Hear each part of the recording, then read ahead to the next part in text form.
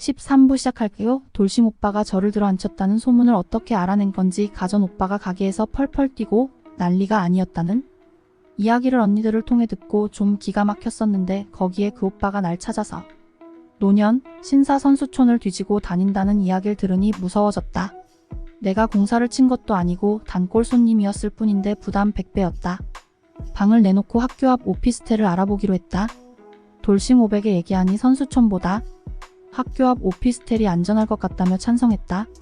강 하나 건넌 것뿐인데 전집보다 큰 사이즈의 한강 보이는 이쁜 오피스텔을 학교 바로 앞에 얻을 수 있었다. 오피스텔에 친구도 한 명 살고 있었어서 더 좋았다. 오빠가 고양이랑 강아지 중에 하나 고르래서 털 긴 애들은 옷에 털부터 싫다니까. 같이 분양하는데 보러 가재서 그 중에 고양이가 닥스 훈트처럼 다리가 짧은 애. 사진이 붙어있길래 보고 싶댔더니 먼치킨이라는 희귀종인데 내일 들어온단다. 다음날 가서 봤는데 너무 예뻤다. 털도 길지 않고 눈도 녹색인 애기였다. 외국에서 데려온 애라며 비행기 값까지 못 받아도 500은 받는 데서 아쉽지만 너무 비싸서 못 기르겠다고 돌아서니 400에 해주겠단다. 그래도 너무 비싸다며 현금으로 낼 건데 하니까 그제서야 350으로 내려가는 가격. 외제차 타고 와서 만만하게 봤던 모양이었다. 현금이니 300에 해달라고 하고 고양이 용품도 챙겨달라고. 졸라서 화장실 모래사료 이동장 필요한 거 몽땅 얻어냈다. 오빠가 계산하고 나올 때 100을 말없이 오빠 주머니에 넣어주니 씩 웃는다. 그 다음 주 오빠가 친한 형님과 서초동으로 술 마시러 갔는데 분위기가 이상하다. 술집 같지 않고 좀 얌전한 분위기? 오픈 카페 같은 분위기에서 피아노가 있길래 피아노 바인가 하는데 악기든 여자애들이 하나둘 나오더니 클래식을 연주한다. 연주자들인가 하는데 옆에 와서 인사하고 앉기도 하고 술도 따라주고. 이쁜 애들은 없었지만 꽤 신선한 충격.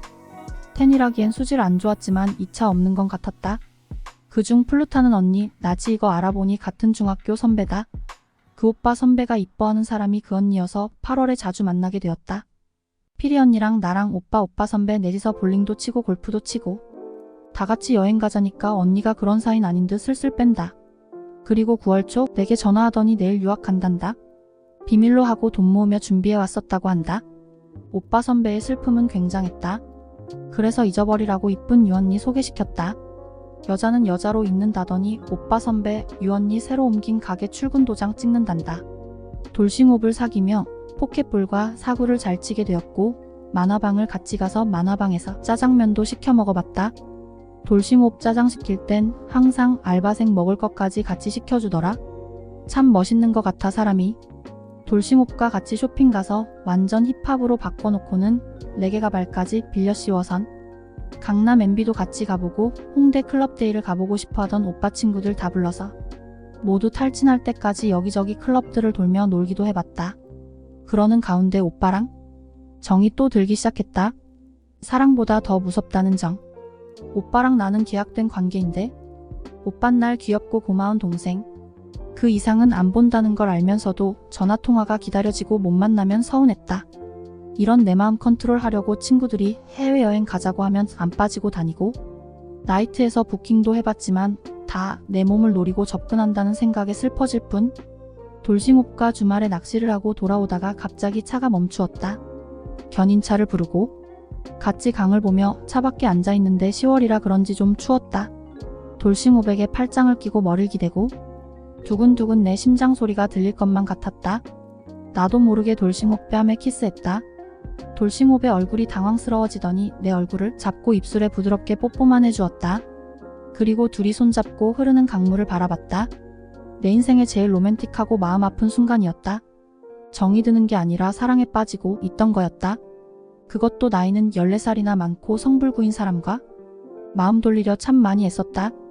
VJ 언니 따라 헛바도 가보고 여행도 가보고. 하지만 멋진 남자 옷 보면 돌싱옵 생각나고 좋은 곳 가면 다음에 같이 와야지 생각뿐. 그렇게 나의 마음은 한없이 그에게로 향하고 있었다.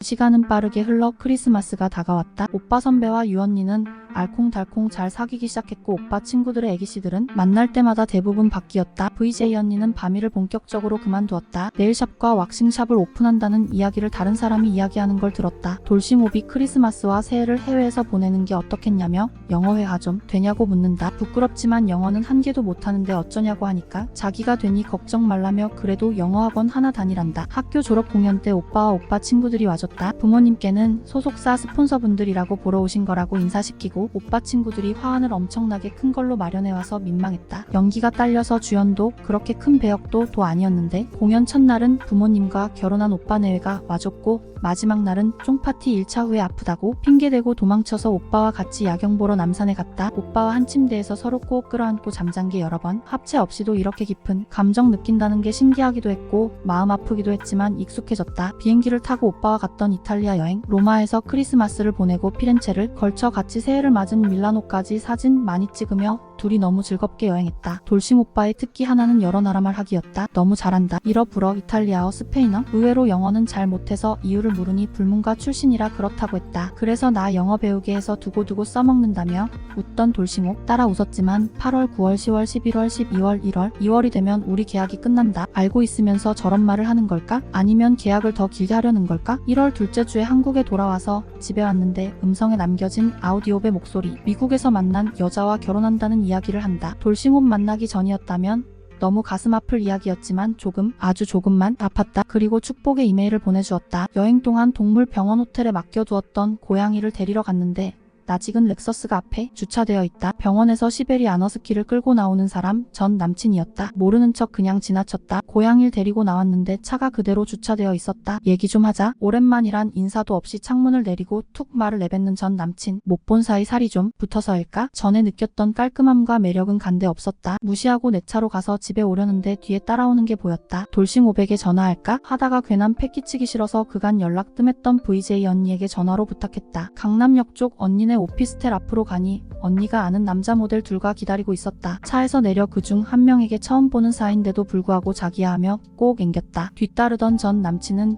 차에서 멀뚱히 그 광경 훔쳐보더니 차를 돌려서 가버렸다. 한숨이 절로 나왔다. 무섭기도 했고 마침 언니와 같이 있던 남자들이 고맙기도 했다. 고마워서 남자들 저녁 사주고 집에 돌아와 전화로 돌싱 500에 오늘 있던 일 보고 하니 왜 자기 안 불렀냐며 서운해한다. 그래서 전남친이 데리고 있던 커다란 허스키에 물릴까봐 그랬다니까 꺽꺽 웃어댔다. 시간이 참 빠르게 흘러갔다. 2월이 코앞이던 어느 날 오빠가 우리 집에 들렀다. 그리고 봉투를 내밀며 말했다. 그동안 참 고마웠어. 내 친구들에겐 내가 실증나서 찾다고 할 거니까 혹시라도 내 친구들 마주친데도 아는 척 할 필요 없어. 그리고 나 프랑스 간다. 부인이랑 다시 합치게 될지도 몰라. 그동안 얘기 안 했지만 남편이랑 이혼 소송 준비 중이라고 그러더라. 생각보다 좋은 놈이 아니었던 모양이야. 딸도 보고 싶기도 하고 네 마음 눈치 못 챈 것 아니고 나도 네가 얼마나 욕심났는지 몰라. 하지만 반짝반짝 이쁠 나이에 나 같은 놈 만나서 평생 애도 못 가지고 제대로 된 결혼 생활도 못할 걸 생각하니까 이건 아니야. 처음 계약했던 대로 6개월 동안 애인으로 또 동생으로 너무 잘해주었던 너 평생 못 잊을 거다. 첫사랑은 아내였지만 제대로 된 첫 연애는 너랑이 처음이자 마지막이 될 것 같네. 항상까지 말하던 오빠의 손등으로 눈물이 떨어졌다. 항상 행복하고 정말 좋은 사람 만나라. 정말 좋은 사람. 안 그러면 내가 이렇게 보내주는 의미가 없어지니까. 정말 좋은 여자야 너. 여우 같으면서도 곰 같은. 내가 보내준 거 후회 안 하게 정말 좋은 사람 만나라. 오빠를 끌어안았다. 돌싱호흡. 내가 정말 사랑이라고 느낀 최고의 사람. 오빠와 반시간 가까이 아무 말 없이 끌어안고 울었다. 그리고 오빠가 떠났다. 그렇게 돌싱 오빠도 떠났고 어느덧 졸업식. 혹시나 왔을까 생각에 가족들 몰래 주위를 살폈지만 그는 오지 않았다. 졸업도 한마당에 더 이상 학교 앞에 살기도 그래서 강남 쪽으로 선수촌 아닌 동네를 골라 이사했다. 오빠가 준 6천과 집 보증금 4천을 합쳐 작은 원룸을 전세 내었다. VJ 언니는 화보집을 낼지도 모른다는 이야기를 했고 좋은 분을 만났단다. 유 언니도 새로운 가게에서 잘 지내고 오빠 선배와 잘 사귀다가 이젠 좀 시들해졌단 이야기를 했다. 참, 차를 팔았다. 내 귀엽던 아우디 TT를 팔고 말았다. 1월에 전남친 만난 후로 내 차 혹시라도 마주치면 또 따라올까 두렵기도 했고 차 볼 때마다 이젠 먼 곳에서 남이 남자 된 아우디옵 생각나 맘도 아팠다. 그리고 학교 친구와 대학교 2학년 때 계획하고 돈 없어 실천 못했던 미국 여행을 했다. 둘이 여행사에 알아보고 13박 15일의 패키지를 끊었다. 여행 경험이 있었다면 자유여행을 하고 싶었지만 미국은 좀 위험하다는 사람들 의견에 따라서 그냥 패키지로 하고 샌프란시스코를 거쳐서 요세미티를 거치고 라스베가스로 가서 그 후 그랜드 캐년을 거쳐 LA로 갔다가 그 후 뉴욕과 워싱턴에서 나이아가라를 지나 토론토에서 오타와에서 몬트리올 그리고 퀘벡에서 보스턴 일정이었다. 너무 많은 곳인가? 짧은 기간인 것 같기도 하고 아무튼 패키지가 이렇다고 했다. 아우디오비 있는 시애틀은 멀었지만 같은 미국 아래 있다는 생각에 가슴 찡했다. 캐나다 몬트리올에 도착해 플룻 언니도 다시 만나보고 돌싱옵과 헤어졌다니까? 여행하며 다 잊으라고 토닥토닥 위로해줬다. 여행에 대해 자세히 쓸 수가 없다. 너무 많은 것을 한꺼번에 보고 듣고 느꼈다. 그렇게 정신없이 2주를 여행으로 보내고 나서 한국으로 돌아왔다. 재충전된 마음으로 다시 가게를 나가기 시작했다. 이제는 그냥 놀려고 가는 게 아니라 본격적으로 나도 돈을 모으자는 마음으로였다. 3월 중순부터 4월 중순까지 1600으로 열심히 일하고 주말엔 사진 들고 여기저기 오디션을 보기도 했다. 그런데 좀 안 챙겨 먹었더니 살이 너무 빠지고 몸이 안 좋아져서 쉬게 되었다. 오디션 본 곳 중 한 곳에서 계약하자는 이야기도 나오고 쉬면서 모던 댄스도 배우고 나 자신을 위해 투자했다. 이 글을 쓰기 시작한 5월 말 난 다시 가게를 나갈 생각이었다. 그동안 돈을 모으지 못했던 후회 때문이었다. 하지만 생각이 바뀌었다. 이제 소속사도 생겼으니 열심히 살아야지. 템프로로 생활한 지 횟수로 3년이었다. 모은 돈? 없다. 가게에서 번 돈은 모래처럼 손가락 사이로 빠져나가 버렸고 많은 명품 가방과 명품 옷, 시계와 구두가 전부다. 돈. 머리와 메이크업, 네일 차유지비, 유흥비, 쇼핑, 콜택시. 글을 쓰며 점점 더 나에 대한 확신이 들고 내가 누군지 알게 되었다면 우스울까? 그나마 다행인 건 카드를 만들지 않았고 그 덕에 빚이 안 생겼다는 거. 이제 내 전공을 살릴 수 있는 길로 가려고 한다. 물론 템프로도 내 전공을 살린 일이긴 했다. 연기와 가식으로 물들어 있던 세상. 영화의 주인공이 되고 싶어하는 사람들. 하지만 이젠 밤새게 일보단 조금 더 떳떳하게 일하고 싶다. 언젠가 나도 연기인으로 불리울 날이 있겠지? 드디어 대학로 조그만 소극장에서 다시 시작합니다. 큰 드라마나 광고회사와의 계약이 아닌 작은 곳에서부터 그동안 부족했던 연기 공부하며 시작하고 싶다고 말씀드렸어요. 1년? 2년? 더 길어진다고 해도 한 달 30만 원으로 살아야 한다고 해도 노력할 겁니다. 월급 30만 원에 티켓이 팔리면 돈 받고 아니면 못 받습니다. 월급 1600 받던 네가 어찌 일하겠냐 생각하시겠지만 1600 받을 때는 1000만 원은 치장비에 600만 원은 유흥과 집세로 소모되던 금액이 지금은 아무것도 필요 없게 되었답니다. 교통카드로 3년 만에 지하철을 타고 운전할 때는 모르던 서울을 구경합니다. 아름다운 곳입니다. 제가 알던 밤의 서울과 다른 맨 얼굴의 낮의 서울. 스스로 화장을 하고 무대 의상을 만드는 것을 도우면서 연기에 대한 열정 하나로 연극무대에 5년간 무월급으로 일하신 분들을 보면서 이제 철이 드는 기분이 드네요. 걱정해주시는 분들 감사합니다. 저 열심히 살 거예요. 언젠가 대학로에서 연극 포스터 보면 저 한번 생각하면서 화이팅 한번 떠올려주세요. 혹시라도 봐주신다면 더 고마울 거고요. 같은 서울 하늘 아래는 아니지만 그간 저와 작은 인연이나마 만들었던 아우디오빠, 돌싱오빠 고마웠어요. 그리고 유언니는 강남에 크게 네일샵과 왁싱샵을 오픈했고 지금도 작업을 많이 받는 이쁜 언니가 되었고 VJ 언니는 고마운 분이 키워주셔서 지금은 소셜이나 종편 등 어디서든지 자주 보는 얼굴로 모두 잘 살고 있네요. 어느덧 저의 이야기는 끝이 났습니다.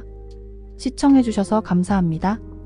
1부부터 쭉 들어보시면 얘는 이런 인생을 살았고 꿈을 위해서 어떻게든 잘 살고 있구나 생각해주시면 고마울 것 같아요. 감사합니다.